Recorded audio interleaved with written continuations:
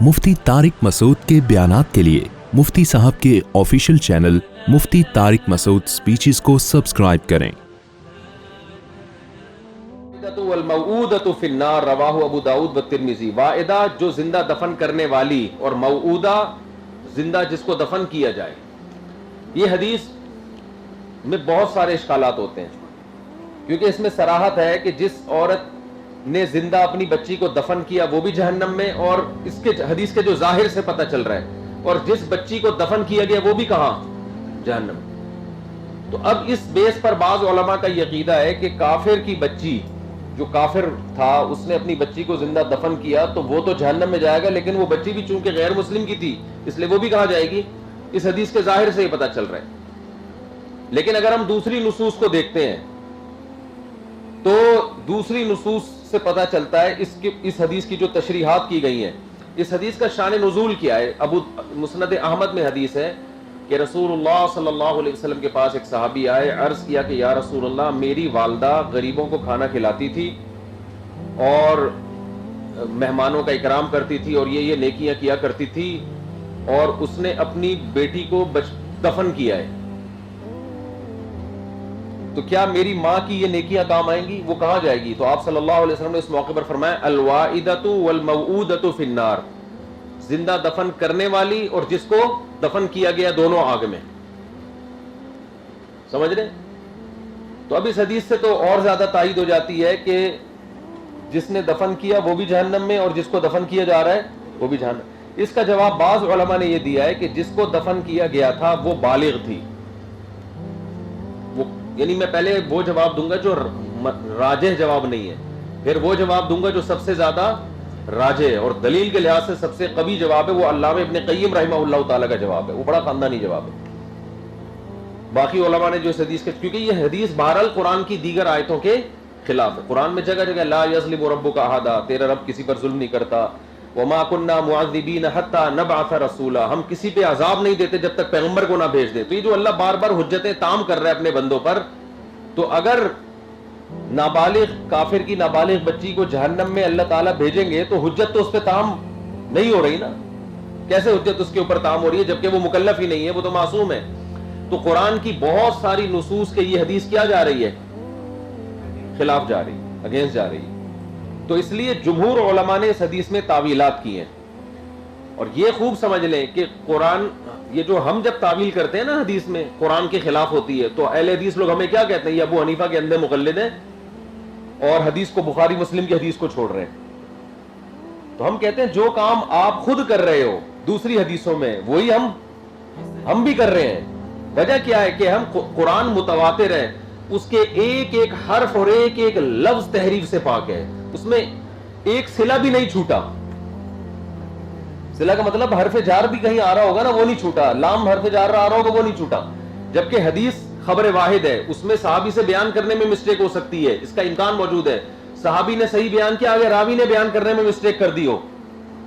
تو اس لیے جہاں قرآن نے ایک تواتر کے ساتھ ایک عقیدے کو بیان کیا ہو، اور تواتر کے ساتھ ایک، یا عقیدہ نہ بھی ہو، فروعی مسئلے کو بیان کیا ہو، وہ تواتر ہے نا قرآن، تو وہ قطعی ہے۔ اس کے مقابلے میں چاہے بخاری اور مسلم کی بھی حدیث آئے گی لیکن ہے بہرحال خبر واحد۔ اب اس حدیث کی سند پہ کوئی اشکال نہیں ہے، یہ جو الواعدۃ والموعودۃ فی النار بالکل صحیح سند ہے اس کی۔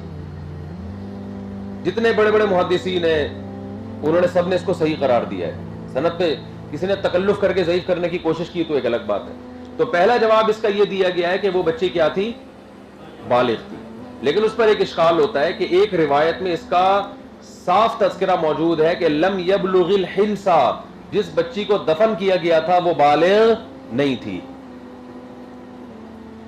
اس کا جواب ان علماء نے یہ دیا ہے کہ جب صحابی نے کہا کہ جس بچی کو دفن کیا گیا تھا زندہ وہ بالغ نہیں تھی، تو جب نبی نے یہ فرمایا کہ الواعدۃ والموعودۃ فی النار، جس دفن کرنے والی اور جس کو دفن کیا گیا دونوں آگ میں ہیں، تو اس میں نبی نے گویا ان کے نظریے پہ رد کر دیا کہ تم یہ سمجھ رہے ہو کہ بالغ نہیں تھی لیکن وہ کیا تھی؟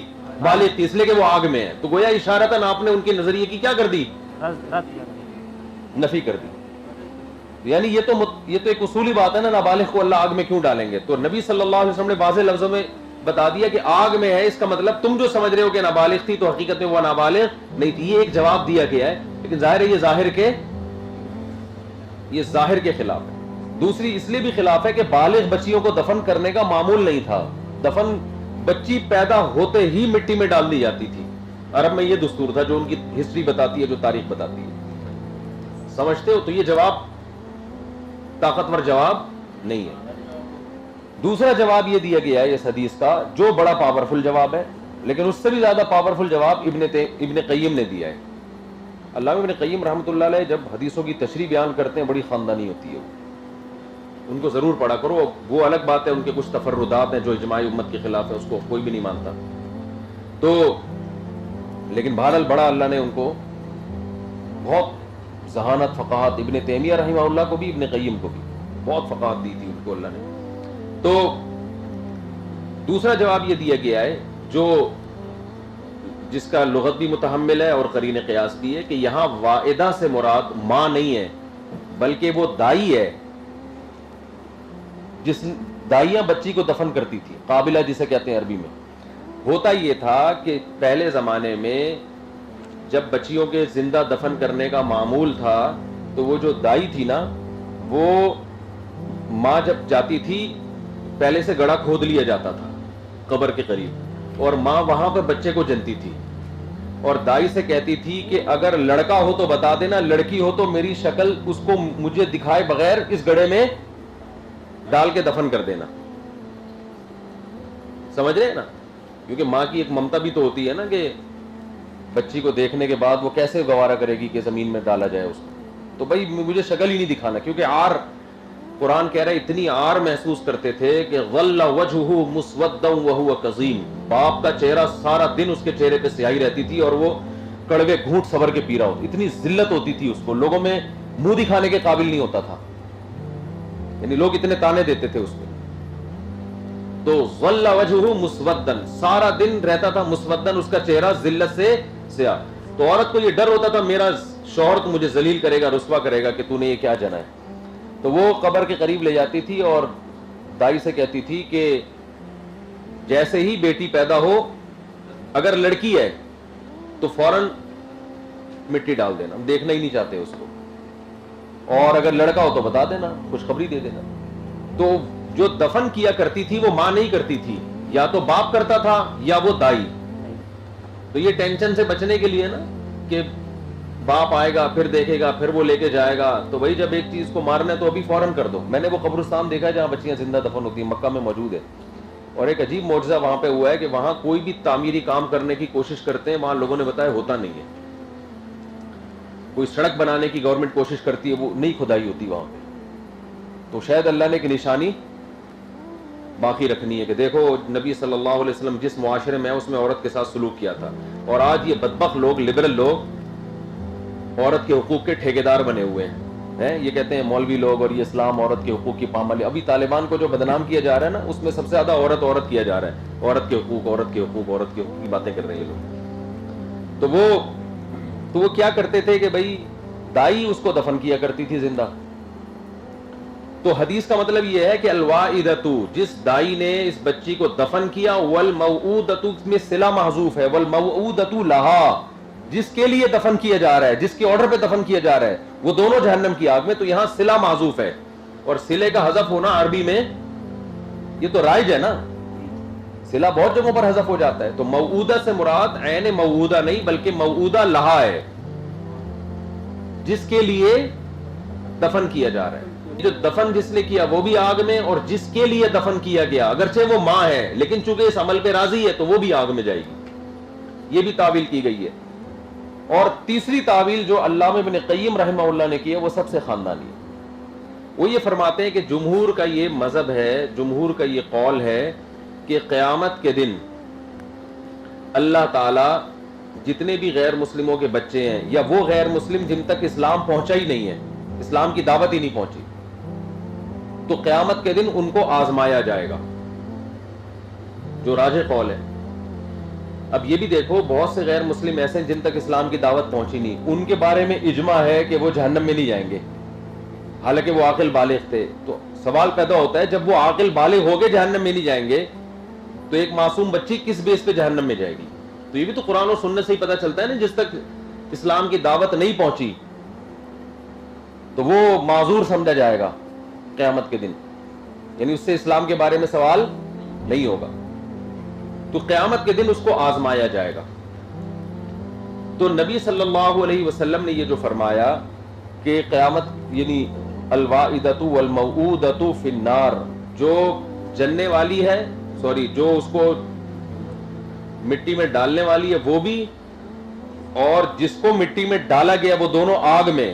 تو یہاں آگ کا مطلب یہ ہے کہ اس بچی کو قیامت کے دن عقل دے کے بالغ کر کے آزمایا جائے گا. اگر وہ آزمائش میں ناکام ہو گئی تو اس بیس پہ اس کی بخشش نہیں ہوگی کہ اس کو زندہ دفن کیا گیا تھا. بہت سے کافر مظلوماً قتل ہوتے ہیں, تو ان کا مظلوماً قتل ہونا, کیونکہ حدیث کا شان نزول بتا رہا ہے کہ وہ صحابی کہہ رہے ہیں کہ میری ماں جو تھی وہ اتنے اچھے اچھے خیر کے کام کیا کرتی تھی, مگر شرک پر موت واقع ہوئی اور اس نے اپنی بچی کو زندہ بھی دفن کیا ہے. تو جیسے اس کی نیکیاں, لوگوں کے خدمت کرنا اور لوگوں کے کام آنا, یہ خدمت کفر کے ہوتے ہوئے بخشش کا ذریعہ نہیں ہے, حالانکہ اس نے نیکیاں کی ہیں, یہ نیکیاں ضائع ہوں گی. تو اسی طرح کسی کافر پہ ظلم ہو جانا, ظلماً قتل ہو جانا, اس قتل ہونے کی بیس پہ وہ جو کفر کا جرم ہے اس سے وہ محفوظ نہیں ہوگا. تو حدیث کا مقصد کسی اسپیسیفک کسی خاص لڑکی کو جہنمی قرار دینا نہیں ہے. حدیث کا بنیادی مقصد یہ ہے کہ وعد کی بیس پر جنتی ہونے کا فیصلہ نہیں کیا جا سکتا, بلکہ اس کا فیصلہ یہی ہوگا اللہ اعلم بما كانوا عاملین, اللہ کو پتہ ہے کہ انہوں نے کیا عمل کرنا تھا, اور وہ کیا عمل کا پتہ کیسے چلے گا؟ قیامت کے دن ان کو آزمائش میں ڈالا جائے گا. اس سے اللہ دنیا کے سامنے بھی ظاہر کر دے گا کہ دیکھو ان کو مکلف بنایا گیا اور انہوں نے اپنے اختیار سے کفر کو اختیار کیا. سمجھ رہے ہو بات کو؟ اور اس کی بڑی دلیل یہ ہے کہ ابن قیم رحمہ اللہ فرماتے ہیں, قرآن کہہ رہا ہے وَإِذَا الْمَوْعُودَةُ سُئِلَتْ بِأَيِّ ذَنبٍ قُتِلَتْ, کہ قیامت کے دن زندہ دفن کی ہوئی بچی سے پوچھا جائے گا بتا تجھے کس جرم میں قتل کیا گیا. تو اللہ تعالیٰ قاتل سے اس لیے سوال پوچھ رہے ہیں کہ اس کا جب کوئی جرم نہیں تھا تو نے اس کو قتل کیوں کیا؟ تو وہ خدا جو خصم بن رہا ہے اس بچی کا, تو وہ خود اس کو بغیر جرم کے کیسے سزا دے گا؟ یعنی جو قاتل کو سزا اس بیس پہ دے رہا ہے کہ بغیر جرم کے تو اس کو کیوں سزا دے رہا ہے, جو اس بچی کا خصم بنا ہوا ہے خدا جو ہے اس کا گویا اس کی طرف سے وکالت کر رہا ہے کہ قاتل کو میں سزا دوں گا, اور قاتل کو سزا اس بیس پر کہ بغیر جرم کے اس کو قتل کیوں کیا. تو وہ خدا خود اس بچی کو بغیر جرم کے سزا کس بیس کیوں دے گا؟ وہ تو دفاع کر رہا ہے اس کا, وہ تو اس کی طرف سے قصاص لے رہا ہے, ٹھیک ہے نا. تو وہ خود کیسے کرے گا؟ یہ سمجھ رہے ہیں بات؟ تو یہ بہت بڑی دلیل ہے قرآن مجید کی آیت وَإِذَا الْمَوْعُودَةُ سُئِلَتْ بِأَيِّ ذَنبٍ قُتِلَتْ. اللہ تعالیٰ عدالت کے کٹہرے میں اس بچی کو لائے گا اور اس سے سوال کرے گا, قرآن کی آیت ہے کہ بتا تجھے کس جرم میں قتل کیا گیا تھا. تو اس کے قاتل سے پوچھے گا اس بچی کا جرم کیا تھا جو تو نے اس کو قتل کیا ہے. تو جو خدا اس بچی کا وکیل بن کے قاتل سے انتقام لے رہا ہے, اور انتقام کی بیس یہ کہ بغیر جرم کے قتل, تو وہ خود بغیر جرم کے اس بچی کو سزا کیوں دے گا؟ تو یہ اس کا مطلب حدیث کا یہ ہے کہ وعد ایک ایسا سبب نہیں ہے کہ جس کی بیس پہ کفر کا جرم معاف ہو جائے. سمجھ رہے؟ وعد ایسا جرم نہیں ہے, ایسا ظلم نہیں ہے کہ اس ظلم کی بیس پر کفر کا جرم معاف ہو جائے, بلکہ کفر کا جرم اپنی جگہ برقرار رہے گا. ہاں, اس کے اعمال ضائع ہوں گے. بہت سے کافروں پہ دنیا میں ظلم ہوتا ہے, تو وہ اس بیس پہ قیامت میں ان کی بخشش نہیں ہوگی کہ تم نے تو بڑی قسم کرسی میں زندگی گزاری, بھئی ایمان کیوں نہیں لے کر آئے. ہاں, یہ الگ بات ہے کہ ظالم کافر کو عذاب زیادہ ہوگا اور مظلوم کو اس کی نسبت عذاب کم ہوگا. ظالم کو کفر کا بھی سزا ملے گی اور اس کے ظلم, جیسے جس نے دفن کیا کافر نے, اس کو تو اس کی بھی سزا ملے گی کہ کفر کیوں کیا اور دفن کیا. اب قرآن جن کے بارے میں کہہ رہا ہے وَإِذَا الْمَوْعُودَةُ سُئِلَتْ, اللہ زندہ دفن کی ہوئی بچی سے پوچھے گا کہ تجھے کس جرم میں قتل کیا. یہ تو کافر کی بچی تھی نا. کافر کی بچی کا مطلب اس کا ابا کافر تھا. مسلمان تو یہ کام تھوڑی کرتے تھے, اسلام نے تو اس چیز کو ختم کر دیا. تو یہ تو اس کافر سے اس کا الگ سے انتقام لیا جا رہا ہے کفر کے علاوہ کہ تو نے اپنی بیٹی کو زندہ دفن کیوں کیا. تو پتہ چلا کہ ظالم کافر کو سزا زیادہ ملے گی اور مظلوم کو سزا کم ملے گی. مظلوم کے پاس ظلم کی سزا نہیں ہے بلکہ اس کو صرف کفر کی سزا ملے گی اس کو. چلو تو یہ دونوں تعویلات قوی ہیں. ایک موعودہ سے مراد موعودہ لہا ہے, موعودہ لہا وہ موعود جس کے لیے دفن کیا گیا, اور یہ بھی بہت قوی ہے کیونکہ دائیاں یہ کام کرتی تھی, ماں یہ کام کرتی نہیں تھی. تو واحدہ سے وہی مراد ہوگی نا جو یہ کام کر رہی ہے. تو یہ کام تو عرب میں دائی کرتی تھی, قابلہ, جس کو ماں خود سے یہ کام نہیں کرتی تھی بلکہ دائی سے کہتی تھی اس کو. آج بھی ایسا ہوتا ہے, مائیں ایسی بعض جاہل لوگ ہوتے ہیں نا, ان میں مائیں کہہ رہی ہوتی میرے بچی ہو تو دائی کو کہہ رہی تھی مجھے آگے خبر نہیں دینا کہ بچی پیدا ہوئی ہے, بلکہ وہ کسی کے حوالے کر دینا. ایسے جہالت ہمارے معاشرے میں آ رہی ہے, مجھے دکھائے بغیر کسی کو دے دینا. تو اب تو لوگ لے لیتے ہیں, ٹرسٹ لے لیتے ہیں. پہلے زمانے میں لیتا کون تھا؟ بچیاں کوئی نہیں, پھر کہتے اس کو دفن کرو. اللہ بچائے یار. ایک صحابی نے 100 بچیوں کو زمانے جاہلیت میں زندہ دفن ہونے سے بچایا تھا. انہوں نے نبی سے عرض کیا یا رسول اللہ میں نے 100 لڑکیوں کو دفن ہونے سے بچایا ہے, پیسے دے دے کے خریدا ہے ان کو. ان کے ماں باپ کو کہا مجھے دے دو, پیسے لے لو, میں تمہیں ان بچیوں کو تمہاری نظروں سے اوجھل کر دوں گا, لیکن یہ کام میں نے کفر میں کیے ہیں, تو کیا میری یہ نیکی قیامت کے دن کام آئے گی؟ تو آپ صلی اللہ علیہ وسلم نے فرمایا اسی نیکی کی وجہ سے اللہ نے تمہیں ایمان کی توفیق دی. اور ایک صحابی نے اپنا واقعہ سنایا, میں نے زمانے جاہلیت میں اپنی بچی کو خود اپنے ہاتھوں سے دفن کیا, جبکہ وہ قبر کی مٹی بھی میرے ہاتھوں سے کھود کھود کے نکال رہی تھی, اتنی بڑی ہو چکی تھی. سفر سے واپس آئے تھے نا, چیخ رہی تھی اور اس کی چیخوں کی میں نے پرواہ نہیں کی. تو کیا اسلام کے بعد میرا یہ جرم معاف ہو جائے گا؟ اور حدیث میں آتا ہے نبی صلی اللہ علیہ وسلم کی آنکھوں سے آنسو جاری تھے. تو آپ نے فرمایا الاسلام یہدم ما کان قبلہ. ہدم کا مطلب گناہوں کی دیواریں گرا دیتا ہے, یعنی اتنے بڑے بڑے جرائم ہیں تمہارے, یہ مٹا نہیں دیتا. مٹتی تو چھوٹی چیزیں ہیں نا, یہ گویا بڑی بڑی دیواریں ہیں, لیکن اسلام نے ان دیواروں کو گرا دیا.